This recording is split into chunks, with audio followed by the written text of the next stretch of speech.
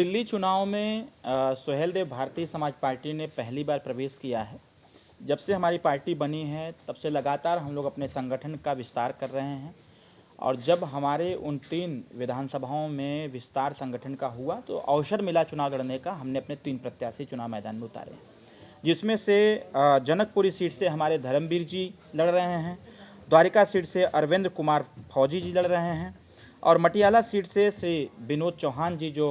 Retired सूबेदार हैं। ये 3 प्रत्याशी हम चुनाव मैदान में उतारे हैं। सुहेलदेव भारतीय समाज पार्टी सबसे पहला मुद्दा अपना स्पष्ट रूप से कहना चाहती है कि अगर हमारे मतदाताओं के वोट से नेताओं के, मंत्रियों के, विधायकों के और सांसदों के, अधिकारियों की तनख्वाह तय होती है, उनके पेंशन तय होते हैं, तो सुहेलदेव भारतीय समाज पार्टी चाहती है कि दिल्ली में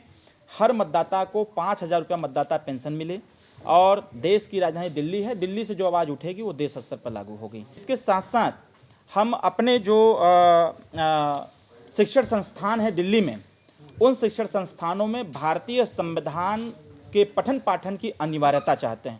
इसके लिए हम अपने प्रत्याशी लड़ा रहे हैं कि जब हमारा प्रत्याशी जीत करके सदन में जाएगा तो वह इस बात को स्पष्ट रूप से रखने का प्रयास करेगा कि जो लोग संविधान की दुहाई देते हैं, संविधान को कोई जेब में रख के चलता है, कोई सीने से लगा के चलता है, कोई सर पर रख के चलता है। संविधान को जेब में, सीने से और सर पे रखने से बच्चे संविधान नहीं पढ़ सकते जब तक इसको अनिवार्य रूप से लागू न किया जाए। अगर प्राथमिक विद्यालय से हर सब्जेक्ट पढ़ना अनिवार्य है तो उसी प्रकार से संविधान एक विषय रख दिया जाए और संविधान को पढ़ना अनिवार्य कर दिया जाए। भारत सरकार ने तय किया कि 1 नेशन 1 इलेक्शन